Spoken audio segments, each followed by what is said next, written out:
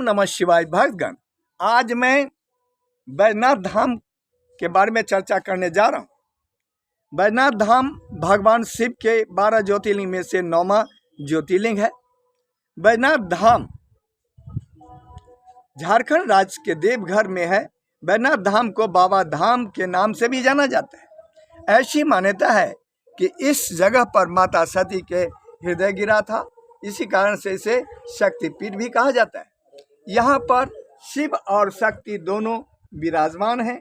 यहाँ भगवान शिव के मंदिर के शिखर पर त्रिशूल के बदले में पंचशूल स्थापित है। ऐसी मान्यता है कि यह पंचशूल मनुष्य को अजय शक्ति प्रदान करता है और मंदिर की रक्षा करता है, साथ ही प्राकृतिक आपदाओं से भी बचाता है। इस पंचशूल को केवल पुजारी ही मंदिर के शिखर से उतारता है और उसकी पूजा करके फिर मंदिर के शिखर पर स्थापित कर देता है। पंचशूल मानव शरीर में मौजूद काम, क्रोध, लोभ, मोह और ईर्ष्या को नष्ट कर देता है। इसको छूने से सभी पाप नष्ट हो जाते हैं और मोक्ष की प्राप्ति होती है। इस स्थान को भगवान शिव और शक्ति के मिलन स्थान के रूप में जाना जाता है। ऐसी मान्यता है कि रावण ने भोले शंकर को प्रसन्न करने के लिए अपना शीश काटकर शिवलिंग पर चढ़ा रहा था। इस तरह से वह अपना 9 शीश तक शिवलिंग पर चढ़ा दिया और 10वां शीश जब काटने का प्रयास कर रहा था, उसी समय भोले शंकर प्रकट हो गए और रावण से वरदान मांगने के लिए कहने लगे। इस पर रावण ने वरदान में यह मांगा, कहा भोले शंकर से, जो हे प्रभु, आप शिवलिंग के रूप में लंका मेरे साथ चलें। इस पर भोले शंकर कहने लगे, ठीक है, इस शिवलिंग को लंका ले जाओ, लेकिन रास्ते में जमीन पर जहां रख दोगे मैं वहीं स्थापित हो जाऊंगा, या शिवलिंग वहीं स्थापित हो जाएगा। रावण इस बात को मान गया।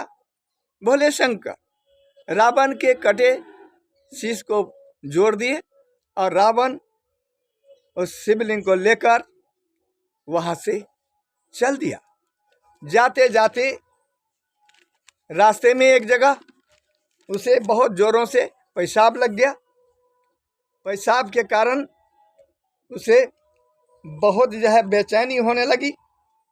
तब उसी समय बैजू नाम का एक बालक वहाँ आ गया, जो एक कथा के अनुसार विष्णु भगवान का अवतार कहा गया है, लेकिन सबसे अधिक प्रचलित मान्यता के अनुसार भगवान गणेश का अवतार बैजू को कहा गया है।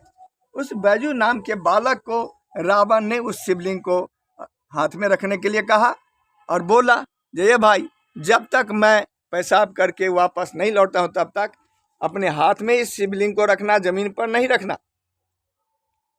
ऐसा कह करके रावण पेशाब करने के लिए चला गया। पेशाब करते करते उसे काफी समय लग गया, शाम होने लगा। तब उस शिवलिंग को बैजू नाम का जो बालक था उसने जमीन पर रख करके वहां से चला गया। जब रावण पेशाब करके वापस लौटा तो देखा वह बालक नहीं है, बैजू नहीं है और शिवलिंग जमीन पर रखा हुआ है। तब रावण कहने लगा, जो देवताओं ने मेरे साथ धोखा किया है, छल किया है, इसीलिए ऐसा हुआ है।